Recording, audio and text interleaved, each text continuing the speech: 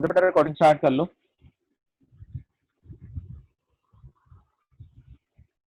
हो गई स्टार्ट। हमारा होगी स्टार्ट बेटा, हो गई है।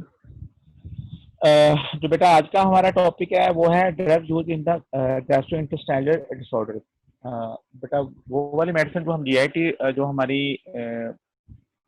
डिसऑर्डर्स होते हैं, जो हमारे गैस्ट्रोइंटेस्टाइनल ट्रैक के जो डिसऑर्डर्स होते हैं, जो मेडिसिन हम उसमें यूज करते हैं, आज हमने वो डिस्कस करना है। उसमें यह है कि बेटा मैंने आपके जो टॉपिक सिलेक्ट किए हुए हैं ना, मतलब वो किए हुए हैं जो मतलब आपकी कॉमन चीज़ें हैं। वैसे तो फार्माकोलॉजी बहुत एक्सटेंसिव है, तो क्या आपका थिक है डार्क है और आपने जस्ट बेसिक्स देखनी है, तो बेसिक तो खैर हमने वो ऑलरेडी देख ली हुई है सारी, उसकी जो स्टार्ट में होता है फार्माकोकाइनेटिक्स और डायनामिक्स। उसके बाद मैं आपको टॉपिक जो स्पेशल टॉपिक्स हैं वो डिस्कस कर रहा हूँ। उसके रीजन ये है कि जो ये वाली जो मेडिसिन है बेटा हम कॉमन में यूज करते हैं, हर घर में यूज हो रही होती हैं, लाइक या फिर मतलब कोई ना कोई मतलब डेफिनेटली आपके रिलेटिव वगैरह में कोई ना कोई इन मेडिसिन के ऊपर होता है। जैसे हमने अस्थमा की यूज की, जीआईटी की यूज की, आप लोग भी यूज करते हैं, वो करनी भी पड़ती है क्योंकि आपको डेफिनेटली इस तरह के इश्यूज आते रहते हैं। आपको जीआईटी का प्रॉब्लम तकरीबन हर जो थर्ड पर्सन है, पाकिस्तान में तो खैर यही सिस्टम बना होगा, हर थर्ड जो 4% है उसको मतलब कोई ना कोई प्रॉब्लम है आपके स्टमक का। तो इसको बेटा हम देखते हैं कौन कौन सी मेडिसिन यूज करनी है, कौन सी मेडिसिन प्रेफरेबल है और कौन सी मेडिसिन हमने कितने टाइम के लिए यूज करनी है और वो टॉक्सिसिटी कॉज नहीं करेगी। चलिए स्टार्ट करते हैं। फर्स्ट ऑफ ऑल बेटा देखते हैं हम इसकी क्लासिफिकेशन के बेसिकली कौन कौन से डिजीजेज हैं और मतलब कौन कौन से डिसऑर्डर्स हैं, उनके उसके सीक्वेंस के साथ हमने वो डिस्कस करना है और हमने कौन कौन सी मेडिसिन उसमें यूज करनी है। फर्स्ट ऑफ ऑल बेटा हमारी है drug use for the GIT disorder. उसमें बेटा हमारी है drugs for acid peptic disease. कि बेटा जो मेन कॉमन आपकी जो आजकल जो प्रॉब्लम है बेटा, आपको वही आपको एसिडिटी का प्रॉब्लम आता है। आप कहते हैं ना हार्ट बर्न होते हैं आपके, वो लाइक आप कुछ खाते हो तो आपको स्टमक में लगता है कि आपको गैस गैस का प्रॉब्लम हो गया है। बेसिकली एसिडिटी होती है और वो बेसिकली इस डिजीज के साथ बिलोंग करती है, इसे कहते हैं एस्टर पेप्टिक डिजीज। इसकी फिर फर्दर बेटा जो आपको जिसको क्लासीफाई किया हुआ कि इसमें आप कौन कौन सी मेडिसिन यूज करते हो बेटा, आप इसमें आप एंटासिड यूज करते हो, H2 रिसेप्टर ब्लॉकर यूज करते हो, प्रोटॉन पंप इनहिबिटर्स यूज करते हो, म्यूकोजल प्रोटेक्टिव एजेंट्स यूज करते हो या फिर एंटीबायोटिक्स यूज करते हैं। एंटीबायोटिक आप तब यूज करते हो जब बेटा आपको इस मतलब इन प्रॉब्लम के साथ साथ में इन्फेक्शन हो जाए। जैसे आपको एच पाइलोराई की इन्फेक्शन आपको पता है क्या होती है, जब आपको पेप्टिक अल्सर होता है तो उसके साथ आपको 80 to 90% चांसेस होते हैं कि आपको साथ में एच पाइलोराई की इन्फेक्शन भी हो जाए। वो आपका अपॉर्चुनिस्टिक बैक्टीरिया होता है बेटा, जो आपकी बॉडी के अंदर मतलब प्रेजेंट होता है। तो जब भी उसको फेवरेबल इन्वायरमेंट मिलती है तो वो जाके आपको अटैक करता है और इन्फेक्शन चाल कर देता है। अपॉर्चुनिस्टिक बेटा आपकी ऑर्गेनिज्म वो होते हैं जो मतलब जो आपकी बॉडी में प्रेजेंट होते हैं लेकिन उनको अपॉर्चुनिटी नहीं मिली होती। जब भी उनको अपॉर्चुनिटी मिलती है, उनको उनकी डिजायर्ड इन्वायरमेंट मिलता है तो वो आपकी जाके बॉडी पर अटैक कर देते हैं। इसलिए बेटा उनको कहते हैं अपॉर्चुनिस्टिक माइक्रो ऑर्गेनिज्म या अपॉर्चुनिस्टिक बैक्टीरिया।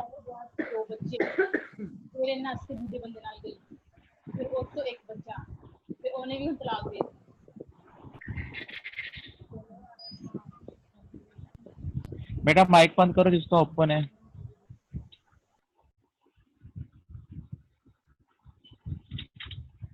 तो बेटा ये हमारी क्लास है। फिर नेक्स्ट हमारी है मोटिलिटी प्रमोटर, जो आपकी जीआईटी की मोटिलिटी को इंक्रीज करते हैं। वो आपके उसमें मेटोक्लोप्रामाइड है, कोलिनोमाइमेटिक ड्रग्स हैं। थर्ड वन बेटा हमारी है drug for irritable bowel syndrome, इसे आईबीएस भी कहते हैं। इसमें आपकी एंटीकोलिनर्जिक ड्रग्स हैं, सेरोटोनिन एंटागोनिस्ट है। नेक्स्ट बेटा आपकी है drug for inflammatory bowel disease, इसमें आपके कोर्टिकोस्टेरॉइड्स अमीनो सप्रेसर्स हैं या टीएनएफ ड्रग्स हैं। उसके अलावा अदर एजेंट्स में आपका पैंक्रियाटिक लाइपेज है, लैक्सेटिव्स हैं, एंटीडायरियल्स हैं और उर्सोडोल्स हैं। जो लास्ट बेटा हमारी क्लास है उसमें एंटीमेटिक्स हैं। Antiemetics further divided into multiple classes. उसमें कौन कौन सी हमारी बेटा क्लासेस हैं? 5HT ब्लॉकर, HT रिसेप्टर बेटा सेरोटोनिन रिसेप्टर्स को आप HT रिसेप्टर्स भी कहती हैं। उसके फर्दर टाइप्स हैं H1 H2, वो डिफरेंट किस्म की टाइप्स हैं, वो आपको मैंने नोट किए हैं तो आप उससे देख लीजिएगा। उसके बाद बेटा हमारे डोपा D2 ब्लॉकर्स हैं, H1 ब्लॉकर्स हैं, एंटीमस्क्रीनिक्स हैं, कॉर्टिकोस्टेरॉइड्स हैं, कैनाबिनॉइड्स हैं और न्यूट्रोकाइनिन रिसेप्टर्स हैं। इसको हम बेटा इंडिविजुअली स्टेप पर डिस्कस करते हैं। तो फर्स्ट ऑफ ऑल बेटा हमने देखनी है जो फर्स्ट क्लास हमने पकड़नी है वो है drugs for acid peptic disease, और ये हमारी कॉमन है। इसको हमने मतलब इसको जरा केयर देखना है, इसको जरा अच्छे तरीके से देखना है क्योंकि ये जो मेडिसिन बेटा है हमारी कॉमन में यूज हो रही है, तो आपके लिए एक तो मतलब फार्माकोलॉजी के मतलब सीक्वेंस से तो है ही है ये चीजें, लेकिन उसके अलावा ये आपकी जो आपका जनरल नॉलेज है, आपकी जो डेली की जो रूटीन है, उसमें इसका अच्छा खासा इम्पैक्ट है। तो इसको जरा देखना है बेटा, स्टार्ट करते हैं। First of all the drug use in the acid peptic disease, जो हम ड्रग्स यूज करते हैं हमारी एसिड पेप्टिक डिजीज में।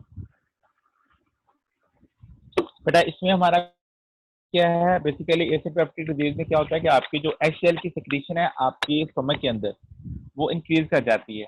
जब भी वो एक लिमिट से इंक्रीज करती है, मतलब एक तो आपको पता है कि आपकी जो स्टमक की एनवायरनमेंट है वो तकरीबन एसिडिक होती है। उसके बाद जैसे जैसे आप नीचे जाते हैं गट में, आपका इंटेस्टाइन में वो बेसिक हो जाती है।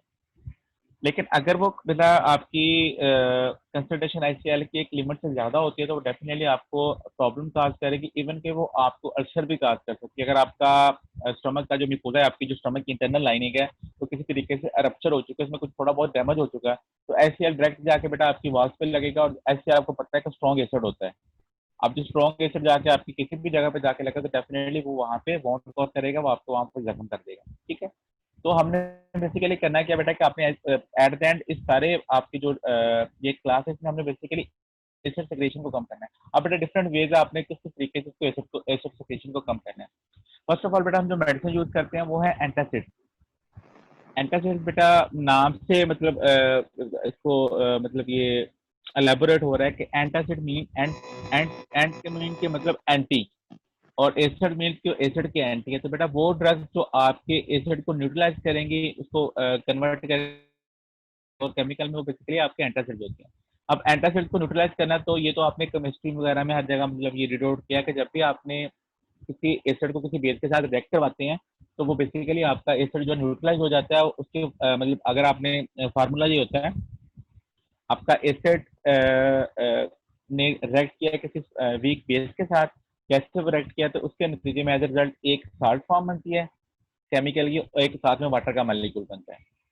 ये शायद आपको कभी अपने केमिस्ट्री में तकरीबन सबने पढ़ा हुआ है बेटा। जब आपने एफएससी में केमिस्ट्री में सबने रिएक्शन वगैरह पढ़े हुए हैं, सोडियम बाइकार्बोनेट के साथ HCl के साथ रिएक्शन करा दिया, या H2SO4 का साथ आपने किसी और वीक बेस के साथ करवा दिया, तो जब भी बेटा इनका रिएक्शन होगा, तो जो आपका एसिड है बेसिकली वो न्यूट्रलाइज हो जाएगा। मतलब एंटासिड का मतलब एक चीज आपकी और क्लास आप कहते हैं कि वो ऑपोजिट दोनों चीजें हैं, तो जो ऑपोजिट चीजें आपस में रिएक्ट करेंगे, तो उनके नतीजे में जो बेटा केमिकल बनेगा, उनकी पीएच ना एक ही होगी ना दूसरी होगी, तो वो न्यूट्रलाइज में हो जाएगा। आपको पता है आपके एसिड जो एसिड होते हैं उनकी पीएच आपकी 7 से कम होती है, और जो आपकी बेस है वो 7 से ज्यादा होती है, ऐसी है। अब बेटा जब दोनों चीजें रिएक्ट करेंगे, तो जो एसिड की है ना वो एसिड वाली पीएच रहेगी, ना वो बेस वाली रहेगी, तो कहाँ पे आ जाएगा, न्यूट्रलाइज फॉर्म में आ जाएगा, वो 7 के राउंड अबाउट आ जाएगा। और 7 बेटा हमारा होता है न्यूट्रल, वहां पे हम उससे कहते हैं न्यूट्रल। तो हमारा बेसिकली एसिड वहां पे आके न्यूट्रलाइज हो जाएगा। और हमें रिक्वायर्ड भी ये है कि बेसिकली हमने अपनी एसिडिटी को कम करना है, तो हमने अपने एसिड को न्यूट्रलाइज करना है। ठीक है बेटा, इसको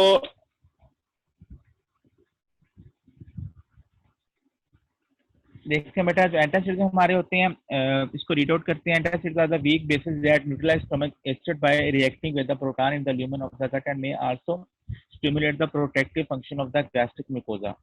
एक तो बेटा ये काम करते हैं। सेकंडली आपका जो गैस्ट्रिक म्यूकोजा होता है, जो आपकी आपके स्टमक की जो इंटरनल लाइनिंग होती है, जो इंटरनल म्यूकोजा होता है, उसको भी प्रोटेक्ट करता है। प्रोटेक्ट बेटा ऐसे ही करता है कि जब आपने एसिड को मतलब न्यूट्रलाइज कर दिया, अब चांसेस बहुत कम है कि आपके एसिड जाके आपकी स्टमक वॉल पे जाकर डैमेज करेगा, क्योंकि अब एसिडिटी तो इतनी रही नहीं है, वो नॉर्मल लिमिट में है। जो नॉर्मल लिमिट में आपकी होती है बेटा, वो क्या करेगी कि आपकी जो आपका फूड, क्योंकि आपको पता है बेटा आपको HCl भी रिक्वायर्ड होता है, उसकी रीजन क्या है कि आपने अपने फूड को डाइजेस्ट करवाना होता है।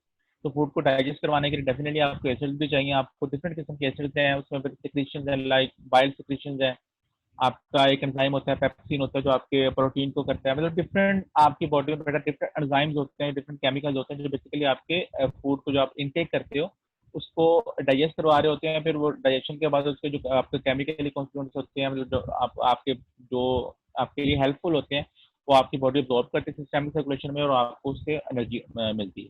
ठीक है, रिक्वायर्ड है, लेकिन ऐसे भी रिक्वायर्ड है, लेकिन बेटा वो लिमिट तक रिक्वायर्ड है। लेकिन कुछ ऐसी चीजें खाने से या कुछ ऐसे प्रॉब्लम के साथ, जब आपको सपोज ऐसी कोई डिजीज हो गई है, तो आपका स्टमक प्रॉपर वर्क नहीं कर रहा, तो डेफिनेटली आपकी सारा सिस्टम जो वो मतलब चेंज हो जाएगा, और आपकी सेल की सिक्रेशन बढ़ जाएगी, जो आपके लिए डेंजरस है। तो बेसिकली आपने उसको म्यूकोजा को एक तो आपका एसिड सिक्रेशन को कम कर रहे हैं, सॉरी उसको न्यूट्रलाइज कर रहे हैं। सेकंड वन आपकी जो गैस्ट्रिक म्यूकोजा उसको प्रोटेक्ट भी कर रहे हैं।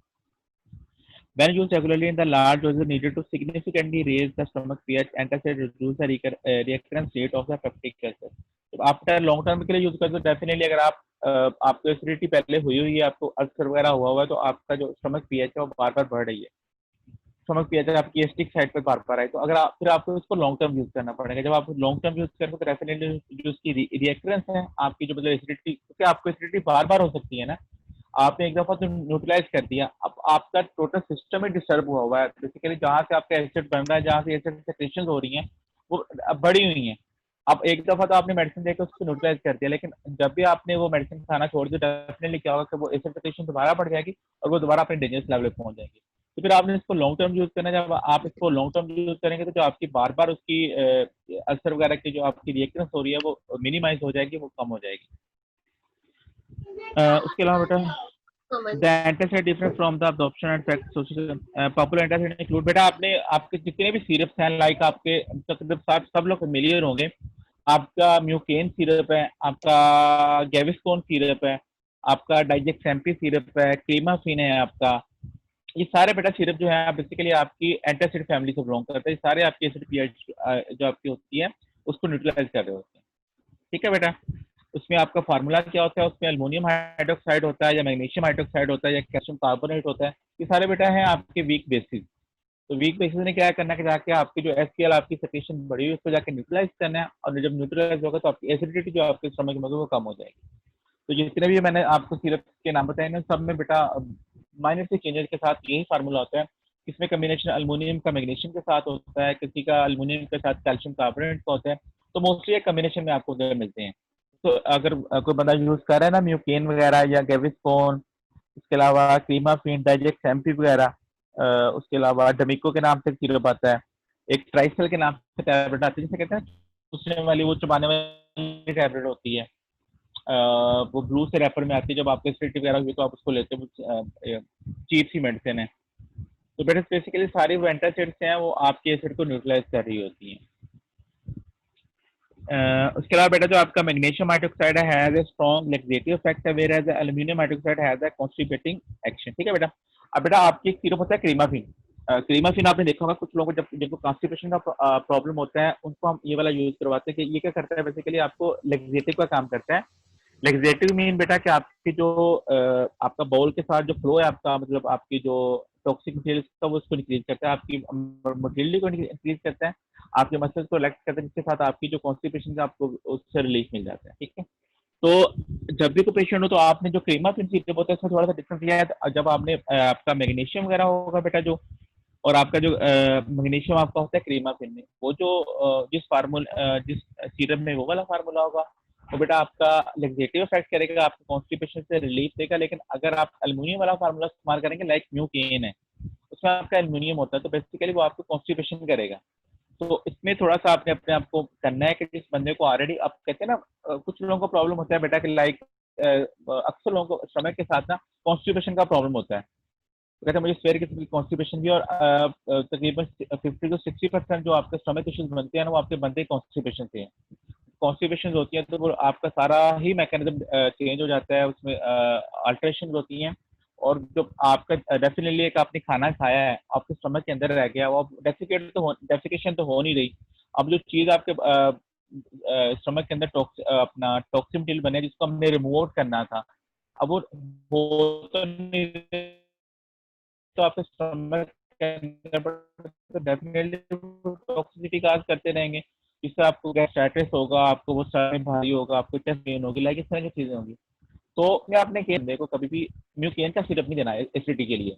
आपने किस साइड पे शिफ्ट करना है, क्रीमाफिन की तरफ से। जो क्रीमाफिन सिरप होता है वो यूज करवाना है। इसी तरह बेटा जिन लोगों को ऑलरेडी बेटा जब डायरिया है स्टमक के साथ, कुछ लोगों का होता है ना, कॉन्स्टिपेशन होता है, कुछ लोगों के साथ डायरिया भी होता है। अब जो डायरिया के पेशेंट्स हैं उनको एसिडिटी का प्रॉब्लम है, उस एसिडिटी में आपने बेटा क्या करना है कि अपना क्रीमाफिन का सिरप जो मैग्नीशियम हाइड्रोक्साइड वगैरह वो आपने यूज नहीं करना। तो इसको थोड़ा माइंड बनाना है, क्योंकि ये कॉमन प्रैक्टिस है बेटा का, मतलब आप इस तरह जाते हो आपने जाकर मतलब मेडिसिन आप ओटीसी मेडिसिन भी आपने लेनी है, परचेज करनी है, आपने ओवर द काउंटर लेनी है, आपने जाकर विदाउट प्रिस्क्रिप्शन लेनी है, तो आप उस पे क्लिनिक पे फार्मेसी पे जाकर कहते हैं मुझे ना मिलने वाला को सिरप दे दो। अब उन लोगों को बेटा हाउ नो नहीं होता कि मैंने कौन सा मेडिसिन किस यूज करना है, ना ही आप उसको डिटेल से बताते हैं कि मुझे कॉन्स्टिपेशन है या मुझे डायरिया है। आप सिर्फ इतना कहते हैं मेरे मैदे में ना जलन हो रही है, लाइक इस तरह की कोई चीज। अब आप फर्दर तो आप एलेबोरेट करते नहीं, और फर्दर बता नहीं पाता जो एक वो फार्मेसी का जो लड़का है उसको तो इन चीजों का पता होता है कि मैंने कौन सी मेडिसिन किसको देंगे, तो उससे बस सिंपल सा इतना आपने जनरल कह दिया मेरे स्टमक में पेन है, उसने आपको सिरप उठा के दे दिया, म्यूकेन दे दिया, क्रीमाफिन दे दिया, या आपको उसके अलावा अपना गेविस्कोन दे दिया। लेकिन आपने अपनी कंडीशन से कोरिलेट करना है। अगर तो आपको स्टमक के साथ बेटा स्टमक इश्यू के साथ कॉन्स्टिपेशन है, तो कभी भी आपने म्यूकेन इस्तेमाल नहीं करना, फिर वो आपकी कंडीशन को वर्स कर देगी। ये होगा बेटा आपका, ठीक है, ये आपका बेटा एंटासिड्स होगा, इसको रीड आउट करिएगा, फिर इसमें सिंपल से लिखा है आगे, इसको एक दफा खुद भी देखिएगा, इसमें चीज नहीं समझ आएगी फिर मैं एक्सप्लेन कर दूंगा आपको। नेक्स्ट बेटा है एच टू रिसेप्टर एंटागोनिस्ट, जो हमारी सेकंड क्लास है बेटा, जो हम इसमें यूज करते हैं वो एच टू रिसेप्टर एंटागोनिस्ट है। एच टू रिसेप्टर में बेटा हिस्टामिन रिसेप्टर। अब मैंने आपको जो नोट किया उसमें बेटा हिस्टामिन रिसेप्टर के उसके फर्दर टाइप है H1, H2, H3 and H4। जो मोर मेन जो इंपॉर्टेंट वाली है बेटा वो आपकी H1 और H2 है। तो आपकी H1 एंटागोनिस्ट है बेटी, आपकी जो एंटी हिस्टामिन है वो आप बेटा एलर्जी के लिए यूज करते हो। वो जो H1 रिसेप्टर्स होते हैं बेटा वो आपके स्किन के ऊपर होते हैं, आपकी जो अपर स्किन है मतलब आपकी एपिडर्मिस वगैरह उसमें होते हैं। तो वो आप जो जितनी भी आपकी एलर्जी की मेडिसिन है बेटा, लाइक आपकी सिट्राजीन है, रिजिक्स टैबलेट है, लाइक आपकी एवल की टैबलेट है, उसके अलावा टीडे अलग जितनी भी ये बेटा क्लास बिलोंग करती है, सीडल है, न्यू सीडल है, एंटीआल है, न्यू एंटीआल है, कैस्टन टैबलेट है। तो बेटा आपकी ये सारी जो है बेसिकली आपकी H1 रिसेप्टर से H1 रिसेप्टर है उसके साथ आपकी लिंक करती हैं। अब H1 और H2 में डिफरेंस ये है बेटा कि जो H1 आपकी होती है वो आपकी स्किन के अंदर होती है, जो H2 है बेटा आपकी स्टमक के अंदर रिसेप्टर्स होते हैं, ठीक है। जो H1 रिसेप्टर एंटागोनिस्ट हैं वो आपके स्किन के अंदर जो H1 रिसेप्टर्स हैं उनको जाकर ब्लॉक करेंगे। जो H2 रिसेप्टर्स हैं बेटा जो आपके स्टमक के अंदर हिस्टामिन रिसेप्टर्स उनको जाकर ब्लॉक करेंगे। अब जो बेटा हमारे हिस्टामिन रिसेप्टर्स होते हैं कि बेसिकली किस फैमिली से बिलोंग करती है, हमारी जी प्रोटीन की फैमिली से। अब दोबारा से रिवाइज करें, मैंने आपको 4 फैमिलीज बताई थी एंजाइम्स की, जी प्रोटीन वाली, एंजाइम वाली, आयन चैनल वाली और इंट्रासेलुलर। अब जो हिस्टामिन रिसेप्टर्स हैं बेटा ये आपकी बिलोंग करते हैं जी प्रोटीन के साथ, और जी कौन से वाले, जी स्टिमुलेटरी के साथ, जी एस के साथ, ठीक है बेटा। अब जो जी एस है बेटा उसका काम है स्टिमुलेशन करना, वो जितनी भी आपकी सिक्रेटरी एक्शन है, जितने भी आपके स्टिमुलेटिंग एक्शन है उनको जाकर फर्दर स्टिमुलेट कर देगी। तो आप H2 रिसेप्टर्स बेटा आपके स्टमक के अंदर है, ये क्या कर रहे हैं, आपकी एसिड सेक्रेशन को ज्यादा कर रहे हैं, ठीक है। अगर तो बेटा H2 रिसेप्टर एक्टिवेट है तो बेसिकली वो आपके एसिड सेक्रेशन को ज्यादा करी जा रहे हो, तो एसटीएल होता है आपका। इस तरह जो H1 रिसेप्टर्स है मैं आपको कोरिलेट कर रहा हूँ साथ में, क्योंकि आपको थोड़ा सा उसका भी हाउनो हो जाएगा। जो आपकी एलर्जी की मेडिसिन होती है ना बेटा, टॉपिक तो हम डीआईटी का पढ़े, लेकिन चले अब टॉपिक स्टार्ट किया तो H1 रिसेप्टर को थोड़ा सा देख लेते हैं। पहले H1 को ही देख लेते हैं, H2 को हम बाद में देखते हैं। H1 रिसेप्टर्स आपके स्किन के अंदर होते हैं बेटा, तो वो बेसिकली जब भी H1 रिसेप्टर्स एक्टिवेट होते हैं तो वो आपकी जो मास्ट सेल्स हैं आपके स्किन के अंदर मास्ट सेल्स होते हैं उनको एक्टिवेट करते हैं। और जब मास्ट सेल्स एक्टिवेट होते हैं तो क्या होता है, आपके जो इन्फ्लेमेशन के मीडिएटर्स हैं, आपके लिकोट्राइन्स हैं, आपके प्रोस्टाग्लैंडिन्स हैं या आपके हिस्टामिन्स हैं, वो रिलीज होते हैं, ठीक है। जब वो रिलीज होंगे तो आपको एलर्जी का होगी, आपको इन्फ्लेमेशन का होगी। तो आपने बेटा वो वाली ड्रग्स यूज करनी है जो बेसिकली H1 रिसेप्टर को जाके ब्लॉक कर देंगी। तो जब H1 रिसेप्टर की ब्लॉकेज होगी तो जो आपके मीडिएटर्स इन्फ्लेमेशन के वो रिलीज नहीं होंगे, जब वो रिलीज नहीं होंगे तो आपको एलर्जी, आपको रिलीफ मिल जाएगा। आपके जितने भी ये टैबलेट हैं जो मैंने नाम लिए हैं, इसके अलावा आपकी एट्रैक्स के नाम से आती है, तो मल्टीपल आपकी वो टैबलेट्स हैं। तो ये बेटा बिलोंग करती है H1 फैमिली के साथ। अब हम डिस्कस करना है, हमने जो हमारा इसमें टॉपिक हमें जो कंसर्न है वो H2 रिसेप्टर्स वाला है बेटा। तो बेटा जो H2 रिसेप्टर्स हैं उसमें हमारा H2 रिसेप्टर एक्टिवेट हुआ, उसने जाके जीएस प्रोटीन को एक्टिवेट किया। जब जीएस प्रोटीन एक्टिवेट हो तो उसने सारे स्टिमुलेशन जो आपके थी, जो जितनी भी आपकी सिक्रीशन हो रही थी उसको जाकर स्टिमुलेट कर दिया। हमने बेसिकली करना क्या बेटा कि आपने अपनी एसिड सेक्रेशन को कम करना है। एसिड सेक्रेशन को कम करने के लिए बेसिकली हमने इस रिसेप्टर को जाके ब्लॉक कर देना है। तो जो कौन सी हमने ड्रग यूज करनी है बेटा, वो वाली ड्रग तो इस रिसेप्टर को जाके एंटागोनाइज करेंगे, तो वो ड्रग का नाम होगा H2 रिसेप्टर एंटागोनिस्ट, जो हमने डिस्कस करना है। उसमें बेटा आपका जो मेन ड्रग्स हैं सिमेटाडीन है, रेनेटिडीन है, फेमोटिडीन है, या निज़ेटिडीन है। बेटा ये भी सबने इसके ब्रांड सुने होंगे आपने। जेंटेक का नाम सुना होगा टैबलेट का।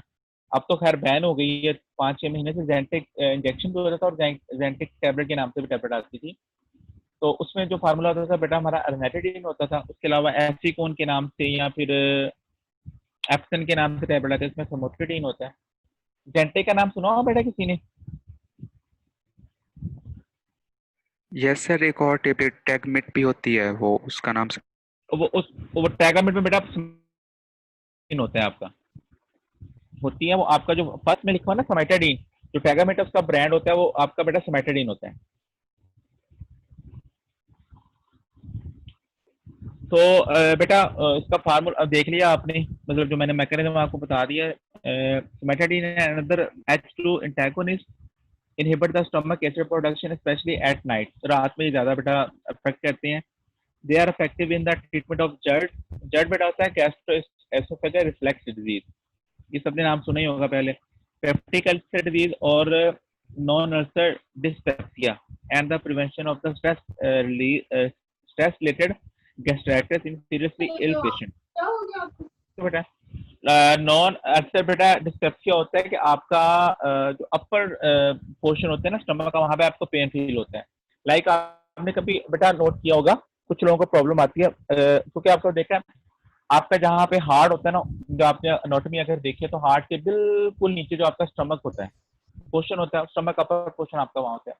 अब कुछ लोगों को बेटा इवन के जो 60 to 70% पेशेंट जाते हैं बेटा FIC में, आप कार्डियोलॉजी सेंटर जाते हैं, वो कहते हैं मेरे दिल को कुछ होगा, वो जब भाग के जाते हैं अपना FIC या हॉस्पिटल किसी भी जाते हैं कि मेरी ECG कर दो, मुझे लगता है मुझे हार्ट का प्रॉब्लम हो। बेसिकली बेटा उनको डिस्पेप्सिया का प्रॉब्लम होता है, और आपने कभी भी देखा होगा जब भी उनकी प्रिस्क्रिप्शन आप देखेंगे ना, वो आप हॉस्पिटल से आएंगे उन्हें कहेंगे हॉस्पिटल वाले आपको कोई मसला नहीं है, आपको गैस का मसला है। वो आपको राइजिक वगैरह जो ओमेगा वगैरह एडवाइस कर देंगे, मिली तक कैप्सूल करके आपको घर भेज देंगे। अब रीजन क्या होता है बेटा, जब आपको डिस्पेप्सिया होता है, डिस्पेप्सिया मतलब आपको पेन फील होती है जस्ट बीनीथ आपका हार्ट, आपको लगता है मुझे हार्ट का पेन स्टार्ट हो गया, बंदा घबरा जाता है डेफिनेटली। और जब भी बंदा घबराता है एंजाइटी की कंडीशन में आता है, आपको पसीने आने लगते हैं, आपका सांस लेने में डिफिकल्टी होती है, ये एंजाइटी की अलामत होती है। ये अक्सर लोगों को एंजाइटी के साथ में सांस का प्रॉब्लम होता है। लाइक आजकल जो हमारा करंट कंडीशन है ना, जैसे अपना कोरोना है, कोविड-19 है, इसमें भी लोगों को इश्यू आ रहा है कि उनको सिंपल नजला जुकाम भी हो रहा है, तो वो हम लोग अंदर से डरे इतने हुए हैं कि वो हम कहते हैं हमें सांस का मसला आ रहा है। जब भी बेटा आप सांस खींच खींच के लोगे, डेफिनेटली एक सांस खींच के लिए तो आप अगला सांस से आपको खींच के ही आएगा, क्योंकि आप एक्सेल इनहेल कर रहे हो तो आप फोर्स लगा रहे हो, तो जैसे आप फोर्स बढ़ाते जाओगे आपको सांस में पसीना भी आएगा। वो कहते हैं, लोग कहते हैं मुझे इतनी मुश्किल से सांस आ रहा था कि मुझे सांस में पसीना आ गया। जब आप जोर लगाओगे एक्सेल इनहेल करने को तो आपको आएगा। और ये आजकल रिलेट कर रहा है कि जिस डिजीज में या जिस कंडीशन में आपको एंजाइटी होगा तब आपको उसमें सांस का प्रॉब्लम लाजमी होता है। तो आपने हमेशा उसको रिलेट नहीं कर देना कि आपको कोविड-19 ही है। इसी तरह बेटा जो आपका ये जो डिस्पेप्सिया होता है, अक्सर लोग जाते हैं, मतलब पहले तो 50-60% रेशियो है लोगों की जिनको लाइट का प्रॉब्लम, आपने खाने में कुछ ओवर ईटिंग कर ली या आपने मतलब कुछ फूड पॉइजनिंग टाइप कंडीशन होगी जिसमें आपको डिस्पेप्सिया होगा, तो आपको पेन फील होगा जस्ट बीनीथ आपका हार्ट। अब उस कंडीशन में आप जाते हो तो आपको लगता है मुझे हार्ट का प्रॉब्लम, लेकिन बेसिकली वो हार्ट का प्रॉब्लम नहीं होता है, आपका स्टमक का ही इशू होता है। फिर आपको उसमें प्रोटॉन पंप से या मतलब किसी तरह मेडिसिन का हमें उसको रिलीफ देना होता है। तो आपने तब घबराना नहीं है। They are still used widely. Their clinical use of being supplanted by the more effective and equally safe proton pump inhibitors। बेटा ठीक है। अब जो करंट सिनेरियो है, जो हमारा करंट कंडीशन है, उसमें बेटा क्या होता है कि आपका जो H2 रिसेप्टर्स हैं, इसको हम इसका यूज कम हो गया एज कम्पेयर टू, इसको हम कंपैरिजन करते हैं प्रोटॉन पंप इनहिबिटर्स के साथ। लाइक आपका मेप्राजोल है, आपका राइजेक है, ओमेगा, ये सारे कैप्सूल बेसिकली आपकी किस फैमिली से बिलोंग करते हैं, प्रोटॉन पंप इनहिबिटर्स के साथ। ठीक है। तो ये जो बड़ा ड्रग्स है बेटा आपकी ये इनका जो इफेक्ट है वो एक तो इफेक्ट अच्छा है, दूसरा ये इफेक्टिव भी, इनकी इफेक्टिवनेस भी ज़्यादा है, एफिकेसी भी ज़्यादा, और इनका प्राइस भी कम है। तो हम प्रेफर करते हैं, आप जो H2 रिसेप्टर है उसको हम कम यूज़ करते हैं, लेकिन जो हमारे प्रोटॉन पंप इनहिबिटर्स हम उसको ज़्यादा यूज़। ये बेटा आपका हो गया H2 रिसेप्टर एंटागोनिस्ट।